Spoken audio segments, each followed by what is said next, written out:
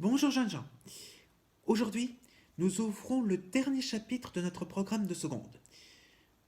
Nous y parlerons beaucoup des tensions, des crispations, des oppositions au sein de la société d'ordre en France au XVIIIe siècle. Nous parlerons donc beaucoup des rébellions et de hiérarchie sociale. Déjà deux définitions pour ne pas nous perdre. Une rébellion, c'est une révolte localisée, ponctuelle, et une ambiance d'opposition aux autorités locales ou au gouvernement central, mais sans remettre en cause l'ordre établi. Une hiérarchie sociale, c'est une organisation de la société basée juridiquement sur des différences de statut ou financièrement et économiquement sur les inégalités de revenus entre les membres d'une communauté ou d'une population. En France, la hiérarchie sociale se base sur le fonctionnement des trois ordres. La noblesse, ceux qui se battent, le clergé, ceux qui prient, et le reste de la population, ce qu'on appelle le tiers-état, ceux qui travaillent. Et nous allons voir aujourd'hui que cette hiérarchie sociale se base sur le monde de la campagne. Et nous allons voir au sujet du monde de la campagne trois grands points. L'organisation hiérarchisée de cette campagne, des campagnes françaises, les rébellions quotidiennes, et pourquoi, et enfin les évolutions au XVIIIe siècle, rapidement. Alors, déjà, le monde de la campagne, la société rurale, est organisée selon un modèle datant du Moyen Âge et qui continue d'exister. Entre 1600 et 1800, donc sur l'ensemble de ce qu'on appelle aujourd'hui l'époque moderne, 80% des Français vivent à la campagne. Par exemple, en 1780, 22,3 millions de Français vivent à la campagne, dans les champs ou les villages. En distinction, 5,7 millions de Français vivent dans les villes. Et la part la plus importante des ruraux sont des paysans. Et les paysans ne sont pas à la même enseigne. Il existe trois niveaux de paysans. Les journaliers, les tenanciers et les laboureurs. Les journaliers, ce sont les paysans pauvres, tellement pauvres qu'ils n'ont pas les moyens de s'habiller correctement et ils sont obligés d'exploiter les champs des autres pour tenter de subvenir à leurs besoins. Les tenanciers sont des paysans moyens avec des petits lopins de terres agricoles qu'ils exploitent avec les moyens à leur disposition. Quelques petits outils ainsi que quelques bœufs. Les laboureurs, ce sont les plus riches des paysans. Ils ont de plus grands lopins de terre cultivables et ils ont tous les outils dernier cri, disons, pour exploiter ces territoires et ils sont assez riches pour avoir des chevaux de trait. Les chevaux sont plus chers que les bœufs. Donc, cela illustre les prix et la richesse des laboureurs. Assez riches pour éventuellement devenir bourgeois par la suite. En complément des paysans, nous avons les travailleurs des villages. Les activités des villageois, ce sont les activités quotidiennes de base dans des communes. Les commerçants et les artisans. Nous avons vu les commerçants au niveau mondial, mais on a aussi des commerçants tout aussi bien à l'international qu'au niveau entre les provinces ou au niveau de la seigneurie. du local, pur et simple. Cela travaille directement avec les cultivateurs et les fermiers, les paysans. Et tout ceci est organisé sous l'autorité des seigneurs, des petits seigneurs. Des petits seigneurs comme les châtelains, les petits barons et les vicomtes. Avec à leur côté les curés de campagne et les moines, sachant que les grands seigneurs vivent dans les villes ou directement à Versailles sous l'autorité du roi. Mais je ne m'avance pas plus.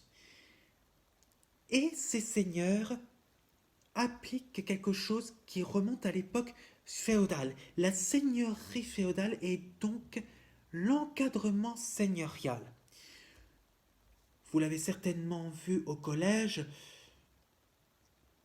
les seigneurs reçoivent leurs terres de leurs suzerains en échange de leur sécurité et de leur contribution aux efforts militaires et financiers.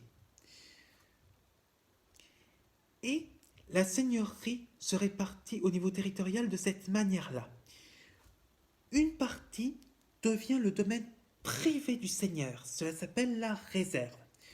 Le reste du territoire est concédé aux paysans et aux tenanciers, cela s'appelle les tenures. En échange de ces concessions, les paysans, villageois et autres travailleurs qui y vivent doivent payer des impôts comme le cens ou des taxes d'exploitation, ce qu'on appelle les généralités.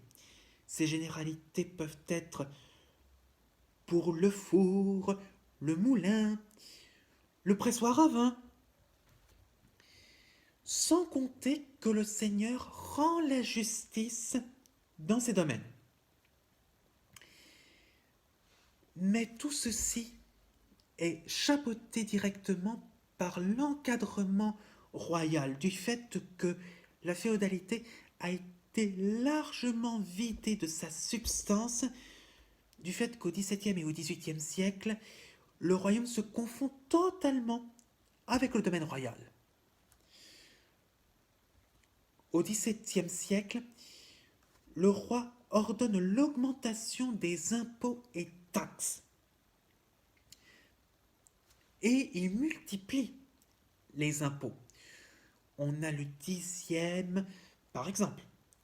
Et parmi les impôts indirects, on a bien entendu la gabelle, l'impôt sur le sel.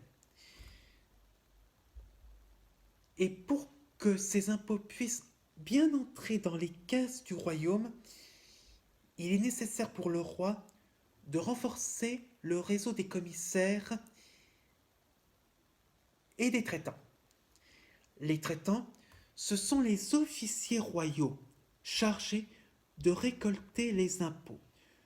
Donc, d'une certaine manière, si le terme de traitant ne vous revient pas naturellement, vous pouvez parler de collecteur d'impôts. Mais essayez de bien mémoriser le terme de traitant. Donc, les augmentations et les multiplications des impôts conduisent à des rébellions.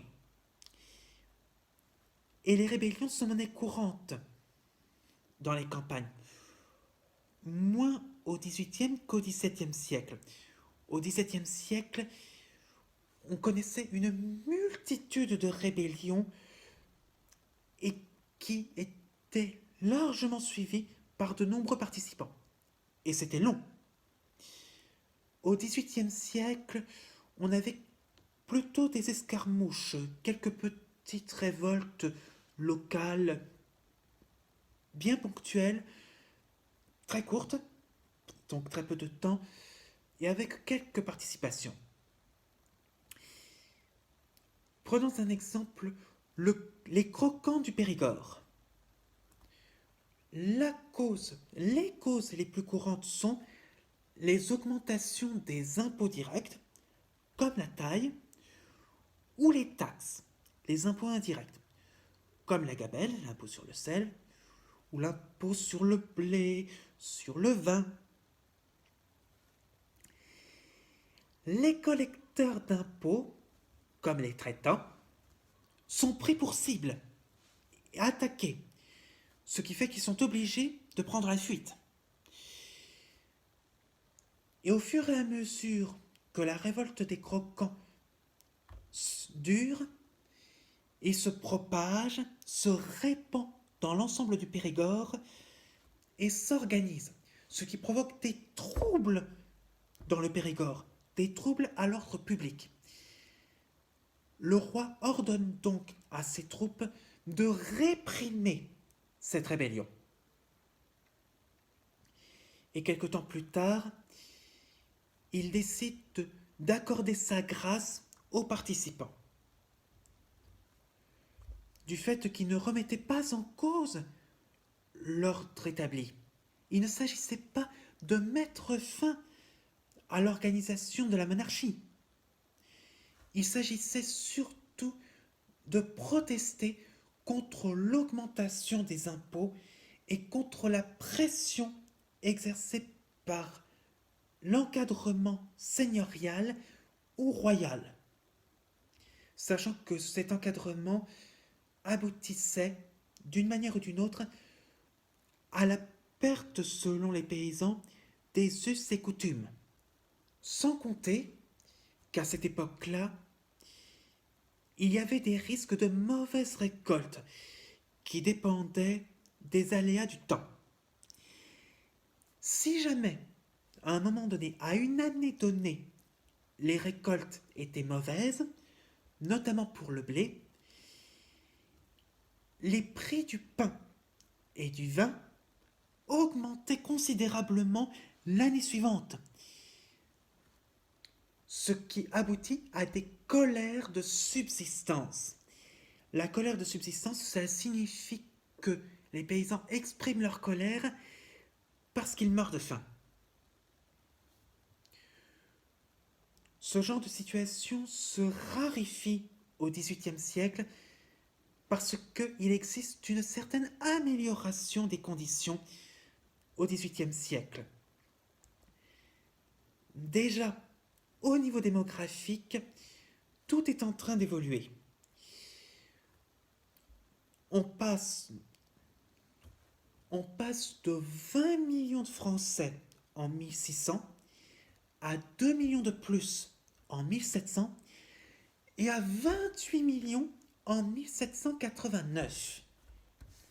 Ce qui fait de la France le pays le plus peuplé qui soit en Europe. Sans compter que la mortalité infantile diminue. Au XVIIe siècle, un enfant sur 4 décédait avant l'âge d'1 an. Et entre 1760 et 1790, la mortalité infantile diminue de 30%. Et la production augmente du fait de cette augmentation de la population. Selon les provinces, les régions si vous voulez, entre les provinces, la production augmente de 25 à 40%. Sans compter que la situation environnementale change. Le climat se radoucit.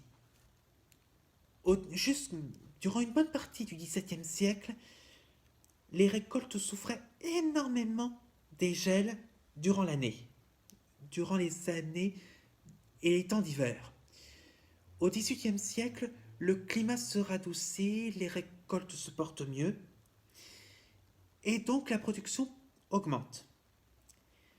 Sans compter qu'il y a moins de guerres au XVIIIe siècle, donc moins de pillages et moins de nécessité de distribuer les récoltes aux soldats.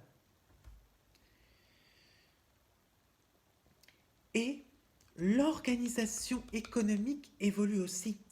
N'oubliez pas l'an dernier, dans la vidéo précédente, je vous avais parlé des physiocrates, des philosophes, mais aussi des économistes qui considèrent que la production agricole est la seule qui soit capable de distribuer des richesses au pays. Donc il est nécessaire de réorganiser les matériaux nécessaires et donc la productivité. Et enfin, les nouvelles cultures. Jusqu'au XVIe siècle, les paysans consommaient beaucoup de légumes. Mais les tomates et le maïs n'arrivent qu'au XVIe siècle avec les grandes découvertes et la colonisation de l'Amérique. Au XVIIIe siècle apparaît la pomme de terre. Et à cette époque-là, ça avait du mal à se développer en Europe, surtout en France, où on avait dit pendant très longtemps que la pomme de terre, la patate si vous préférez, transmettait la lèpre. Donc, on consommait peu de pommes de terre. Et donc, avec tout ceci, avec ce développement et cette diversification, les terres cultivables sont agrandies et se multiplient. Mais attention, il ne s'agit pas de ce qu'on appellerait éventuellement le beau XVIIIe siècle, comme on parlait autrefois du beau XVIe siècle, où les arts et les lettres se développaient avant l'arrivée des guerres de religion. Il s'agissait surtout d'une rupture avec le XVIIe siècle qui était ponctué et marqué par les guerres, les famines, les pillages et les gels. Mais il n'y avait pas beaucoup de changements au XVIIIe siècle pour les paysans. La même égalité au XVIIe qu'au XVIIIe siècle. Toujours 80% de la population. Et les paysans pauvres ne devenaient pas plus riches que ça si facilement. Sachant que les bénéfices des récoltes profitaient davantage aux propriétaires terriens qu'aux paysans. Et les propriétaires terriens, que l'on appelle les rentiers, vivent essentiellement dans les villes. Et là, le mouvement social est possible, la mobilité sociale est possible. Mais ça, je vous en parlerai dans ma prochaine vidéo. J'espère que celle-ci vous aura plu et je vous dis à bientôt pour l'avant-dernier cours de notre programme. Prenez soin de vous, bonne révision et surtout pensez bien à revoir toutes les vidéos et tous les cours du programme pour vous assurer de pouvoir passer en première. À bientôt.